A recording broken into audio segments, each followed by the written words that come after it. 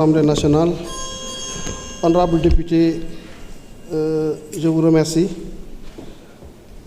Je ne voudrais pas revenir sur certaines considérations, mais juste dire que pour l'histoire, on parle de LFI sans débat. Je dois rappeler que l'Assemblée nationale a été installée en décembre. Entre le mois de décembre, entre le 5 et le 10 décembre et le 31 décembre, tout le travail parlementaire sur le budget qui pouvait être fait l'a été. Nous avons en session, en commission des finances et du contrôle budgétaire, procédé à la revue de tous les budgets des différents départements sectoriels. Des débats très intenses et je pense que pour l'essentiel, les députés ont répondu présents à cet exercice-là. Maintenant, le 28 décembre, on venait de boucler le travail et il était manifestement impossible de tenir les sessions plénières ici. C'est exactement cette partie-là qui n'a pas fait l'objet de débats internes ici à l'Assemblée nationale. Mais pour le reste, essentiellement, tous les députés sont conscients que le travail a été fait de la façon la plus rigoureuse. Tous les ministères ayant fait leur déplacement et ont répondu aux questions des honorables députés. Sur l'interpellation par rapport aux 10 000 milliards, je pense qu'il faut du sérieux. Je crois aussi qu'il ne faut pas nous amener à parler d'une certaine façon. Ce n'est pas la vocation du ministère des Finances de parler d'une certaine façon. Ce travail-là, il est très sérieux. Il a répondu à des exigences que tout le monde connaît. Les chiffres qui ont été présentés ici sont des chiffres totalement erronés. Ça, on ne reviendra pas sur ça. C'est des chiffres totalement erronés. Et allez savoir d'où viennent les 10 000 milliards. Les 10 000 milliards ne relèvent pas de la responsabilité du gouvernement actuel. Et c'est ça la vérité. C'est ça la vérité. Nous sommes ouverts pour qui veut à faire un travail contradictoire et montrer dans le détail l'origine de tous les francs qui sont dans le besoin de financement. Et la responsabilité voudrait qu'on l'affirme avec force. C'est de la responsabilité du régime passé. Et c'est ça la vérité. Jërëjëf, monsieur le ministre. Dañuy jëm ci woote. Doo revenir de. Dañuy dem ci voter.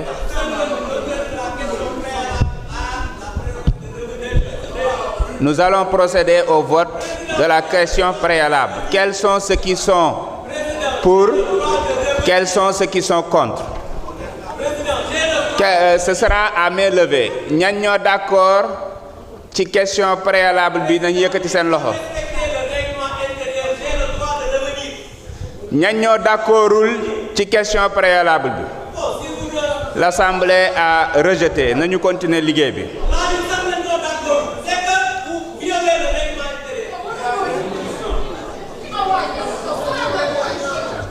Oui, honorable. Appel au règlement, bon article 74. Bismillah.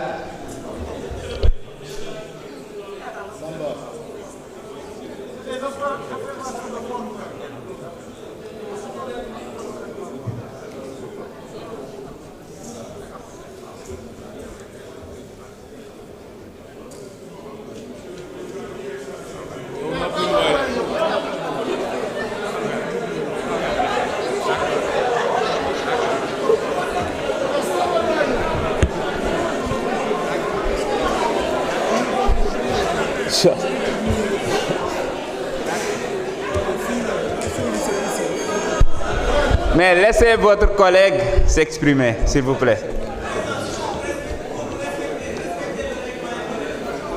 Honorable, vous pouvez lire la disposition concernée. C'est l'article 74 sur la question préalable.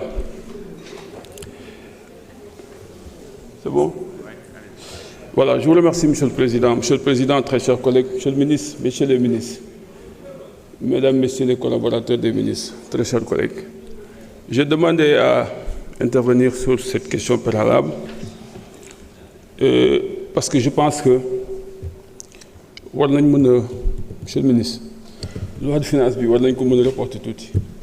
li tax ma wax ko yàlla dafa ma dimbali sax dafa ma suturaal dama ñëw keroog commission des finances je n'avais pas le texte j'avais pas lu gisuma ci woon dara je me suis abstenu am na ñu ma ci na tafsir pour nga abstenu man leen mais gisuma document bi xaw ma ko démb ci laa fanaan yàlla xam na ko mais j'ai vu que dugal nañ ci benn article 43 bu intégrer la dette bancaire d'une valeur de 2000 milliards bu intégrer les dépenses les arriérés de paiement qu'on appelle maintenant dettes non financières ñu dugal ci ñu nañ ko intégrer ci loi de finances bi au niveau des charges de trésorerie mu posé ma problème rapport au Cour des comptes bi kan laa ci waxal bërki démb le président de la commission des finances je lui ai dit monsieur le président il n'est pas normal à ce que nous ne puissions pas discuter de ce rapport de la Cour des comptes ici avec la Cour des comptes